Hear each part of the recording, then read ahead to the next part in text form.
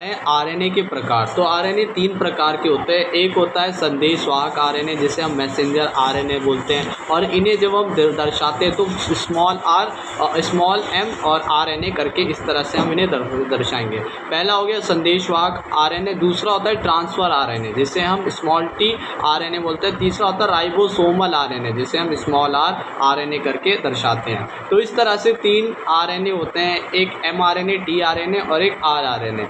MRNA क्या करता है, जिसे हम संदेशवाहक आरएनए, मैसेंजर आरएनए बोलते हैं। संदेशवाहक आरएनए एक ऐसा आरएनए है जो डीएनए से प्राप्त आनुवांशिक सूचनाओं को राइबोसोम तक पहुंचाता है। मतलब कि जो भी सूचनाएं होती हैं वो कहाँ तक पहुंचाता है, ये डीएनए की जो भी सूचनाएं होती हैं आनुवांशिक की सूचनाओं को राइबोसोम तक पहुंचाता है, जहाँ पर प्रोटीन का निर्माण होता है, संश्लेषण होता है। तो ये जो भी आनुवांशिक सूचनाएं होती है वो राइबोसोम तक पहुंचाता है, जहाँ पर राइबोसोम को हम क्या बोलते हैं, फैक्ट्री ऑफ प्रोटीन, तो जहाँ पर प्रोटीन संश्लेषण होता है। इसलिए जैकब और मोनोड ने क्या कहा था, इसे एमआरएनए, मैसेंजर आरएनए बोला था, क्योंकि ये संदेशवाहक की तरह काम कर रहा था। किसने बोला था, जैकब और मोनोड ने।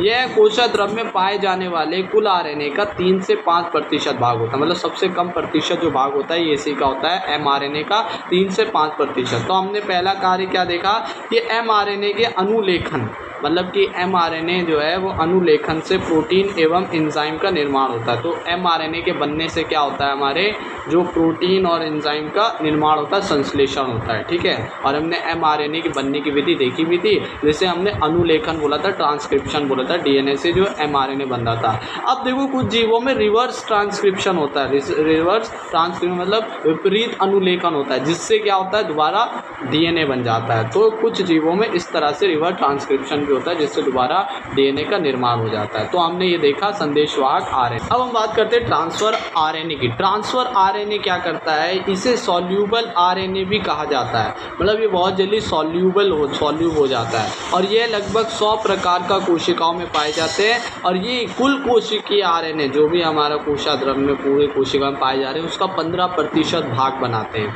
तो ये आकार में काफ़ी छोटे होते हैं आरएनए की तुलना में। ठीक है ना।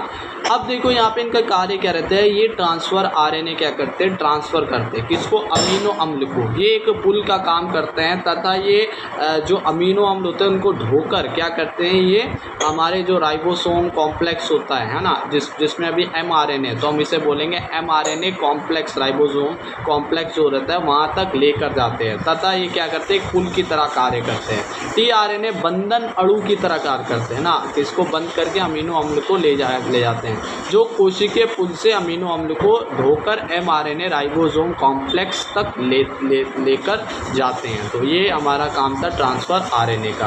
अब आखिरी का है राइबोसोम आरएनए। देखो आरएनए मतलब राइबोसोम आरएनए, ये जो होते हैं ये किसके अंदर पाए जाएंगे भाई, राइबोसोम के अंदर पाए जाते हैं। और ये जो आरएनए होता है ना, मान लो एक और राइबोसोम को बनाना है, तो ये राइबोसोम बनाने निर्माण के लिए उत्तरदायी होते हैं। ठीक है ना। और यही सबसे ज़्यादा भाग होते हैं पूरे कोशिकीय के अंदर, 80% भाग राइबोसोम के अंदर पाए जाने वाले आरएनए को ही राइबोसोमल आरएनए बोलते हैं। इसकी मात्रा सबसे अधिक होती है, कोशिकीय आरएनए का 80% भाग आरएनए का होता है, और इसका प्रमुख कार्य राइबोसोम का निर्माण करना है। तो राइबोसोम का निर्माण करता है राइबोसोमल आरएनए। अब हम देखने जा रहे हैं lac operon model. Lac operon model क्या होता है, देखो भाई लैक में क्या रहा है, लैक्टोज, तो यहाँ पर लैक्टोज की बात होगी। और ये ऑपरेन मॉडल जो है, ये जीन जो होते हैं, किस तरह से जीन जो रहते हैं वो नियंत्रण करते हैं, और उसी जीन नियंत्रण मतलब जिससे एंजाइम बनाए जाते हैं, जिस एंजाइम से क्या होगा, जिस एंजाइम से लैक्टोज जो है उसको अपचयन, जिसको पाचन किया जाएगा, तो उसी का ये मॉडल दिया था किसने, हमारे जैकब और मोनोड ने। जैकब और मोनोड ने जब ये मॉडल दिया 1965 में, उनको इसके लिए नोबेल पुरस्कार भी दिया गया। तो लैक्टोज को पचाने, अपचयन करने के लिए बैक्टीरिया जिन एंजाइम को मतलब प्रोटीन को बनाते हैं उसे इस मॉडल में समझाया गया है। जब बैक्टीरिया को लैक्टोज दिया जाता है यह मॉडल सक्रिय हो जाता है तथा लैक्टोज खत्म होने पर रुक जाता है। इसे इस मॉडल द्वारा समझाया गया है। तो क्या है देखो, प्रोकैरियोटिक कोशिकाओं में एंजाइम प्रोटीन संश्लेषण की क्रिया विधि को समझाने के लिए जैकब एवं मोनोड ने एक जीन नियंत्रण मॉडल दिया जिसे लैग ऑपरेन मॉडल कहते हैं, ठीक है ना। इस कार्य के लिए इन्हें 1965 में नोबेल पुरस्कार से सम्मानित किया गया। ऑपरेन क्या होता है? ऑपेरोन क्या होता है? देखो ऑपेरोन जो होता है वो जैकब और मोनेट के अनुसार क्या होता है? ऑपेरोन डीएनए और जेनेटिक पदार्थ का एक खंड होता है, मतलब डीएनए से बना हुआ एक खंड होता है जो एकल नियमन इकाई की तरह कार्य करता है, मतलब एक रेगुलेटर की तरह कार्य करता है, ठीक है। और ऑपेरोन के दो भाग होते हैं, एक नियंत्रण जीन, मतलब दो जीन होते हैं, है ना, जिसमें और भी बहुत सारे जीन आते हैं। जैसे एक होते हैं नियंत्रण जीन जिसमें रेगुलेटर जीन, प्रोमोटर जीन और ऑपरेटर जीन, ये तीन तरह के जीन होते हैं। और एक होता है संरचनात्मक जीन जिसे स्ट्रक्चरल जीन बोलते हैं, जिसके अंदर कौन कौन से होते हैं? जिसके अंदर सिस्ट्रॉन Z होता है, सिस्ट्रॉन Y, सिस्ट्रॉन A। तो इस तरह से ये बहुत सारे निम्नलिखित जीन पाए जाते हैं जो कि नियंत्रण करते हैं किसके बनाने की? प्रोटीन को बनाने की विधि। जब इसको क्या दिया जाता है? लैक्टोज दिया जाता है। इसका अपचयन करके हम यहाँ पर मॉडल को देखेंगे। तो अब हम देखेंगे इसकी स्ट्रक्चर ऑपेरोन की किस तरह से काम करता है। देखो भाई, यहाँ पर सबसे पहले हम देखेंगे रेगुलेटर जीन। निम्नलिखित जीन है बहुत सारे। सबसे पहले हम रेगुलेटर जीन की बात करेंगे। ऑपरेन का रेगुलेटर जीन यह निर्धारित करता है कि संरचनात्मक जीन को अनुलेखित होना चाहिए अथवा नहीं, मतलब कि ये तय करता है कि जो हमारे संरचनात्मक स्ट्रक्चरल जीन है हमारे ZYA उन्हें बनना चाहिए या नहीं, ठीक है, जिनसे आगे जाकर एंजाइम बनेंगे, ठीक है ना।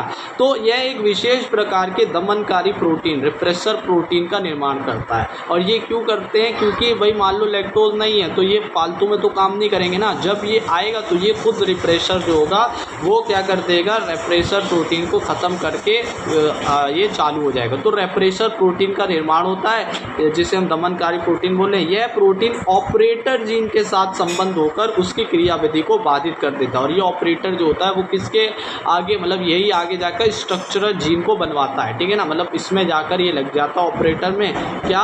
हमारा रेप्रेसर प्रोटीन। अब दमनकारी प्रोटीन सक्रिय अथवा निष्क्रिय अवस्था में पाए जाते हैं। अब सक्रिय हुए तो मतलब कि कोई हमारा स्ट्रक्चरल जीन नहीं बनेगा जिससे एंजाइम बनेंगे। और अगर ये निष्क्रिय हुआ तो मतलब कि हमारे संरचनात्मक जीन, हमारे स्ट्रक्चरल जीन बनने चाहिए जिससे एंजाइम बनाना है, ठीक है ना।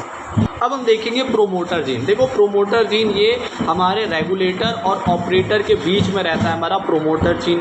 यह भी डीएनए के छोटे से खंड का बना होता है। यह रेगुलेटर तथा प्रोमोटर जीन के बीच में पाया जाता है। इस जीन पर आरएनए पॉलीमरेज एंजाइम आकर बाधित होता है, मतलब इसमें आरएनए पॉलीमरेज एंजाइम आता है जो कि क्या है? एक संरचनात्मक जीनों द्वारा अनुलेखन के लिए आवश्यक होता है। मतलब ये आरएनए पॉलीमरेज हमें पता है ये किसके लिए यूज़ होता है? जब हमें mRNA बनाना होता है। और mRNA ही आगे जाकर क्या बनवाता है? प्रोटीन एंजाइम बनाता है। तो यहाँ पर जो बैक्टीरिया, जो प्रोकैरियोट्स है उनमें किस तरह से देखिएगा आरएनए पॉलीमरेज आगे जाकर क्या बनवाएगा? हमारा एंजाइम बनवाएगा।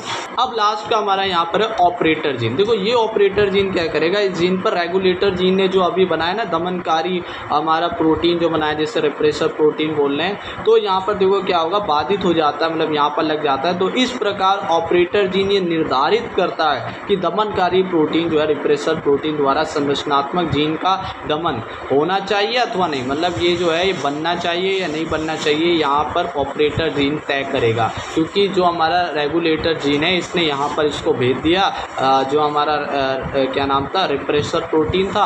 अब ये तय करेगा कि आगे जाकर हमारा जो विधि है वो आगे होनी चाहिए या नहीं। जब इसको लगेगा लैक्टोज आ चुका है तो ये इस तरह से क्रियाशीलता दिखाएगा, ठीक है ना। और अब हमारा आता है स्ट्रक्चरल जीन। ये स्ट्रक्चरल जीन हमने पहले बात करी थी थोड़ी बहुत कि लैग ऑपरेन में संरचनात्मक जीन तीन प्रकार के होते हैं। इन्हें सिस्ट्रॉन Z, सिस्ट्रॉन Y तथा सिस्ट्रॉन A द्वारा निरूपित किया जाता है। और अब याद रखना कि कौन कौन से एंजाइम ये तीनों बनाते हैं। सिस्ट्रॉन Z जो होता है वो बीटा गैलेक्टोसाइडेज बनाता है, ठीक है, गैलेक्टोसाइडेज। सिस्ट्रॉन Y जो होता है वो बीटा गैलेक्टोसाइडेज परमिएज बनाता है। और जो हमारा सिस्ट्रॉन A होता है वो बनाता है बीटा गैलेक्टो गैलेक्टोसाइडेस ट्रांस एसिटाइलेस।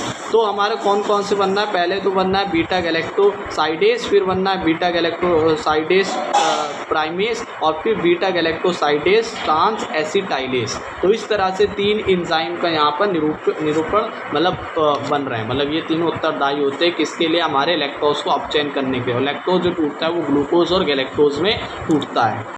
अब हम देखेंगे पूरा प्रोसेस किस तरह से हम यहाँ पर जो डायग्राम है उनके ज़रिए से हम प्रोसेस को देखेंगे। सबसे पहले ई कोलाई हमने प्रोकैरियोटिक सेल लिए है ना, ई कोलाई बैक्टीरिया है, इसको हमने लिया। यहाँ पर देखा कोई सक्रिय नहीं है, मतलब कि यहाँ पर कोई एंजाइम का पाचन नहीं। क्यों? क्योंकि यहाँ पर लैक्टोज नहीं है। जैसे ही हम लैक्टोज माध्यम में डालेंगे तो यहाँ पर क्या होगी, सक्रियता आ जाएगी। जैसे ही लैक्टोज में डाला डीएनए एमआरएनए बनाएगा, एमआरएनए एंजाइम बनाएगा और एंजाइम लैक्टोज को तोड़ देगा ग्लूकोज और गैलेक्टोज में। तो इस तरह से ये जो चीज़ें हो रही है कैसे हो रही है, इसी को समझाया था किसने, हमारे जैकब और मोनोड ने। तो जैकब और मोनोड ने क्या समझाया कि एंजाइम जो होते हैं, देखो भाई वो बहुत सारे जीन से बने हुए होते हैं और एंजाइम को बनाने के लिए बहुत सारे जीन उत्तरदायी होते हैं। और इन जीनों को हम उन्होंने क्या बोला, लैक ऑपरेंट मॉडल के अंदर बताया। ऑपरेंट मॉडल में क्या हो रहा था, देखो भाई जिसमें काफ़ी सारे जीन थे, एक नियंत्रण जीन थे और एक संरचनात्मक जीन थे। नियंत्रण जीन जैसे कि रेगुलेटिव जीन, इसमें क्या हो रहा था, रिप्रेसर प्रोटीन बना था और ये रिप्रेसर प्रोटीन एमआरएनए बना रहा था। कैसे? आरएनए पॉलीमरेज से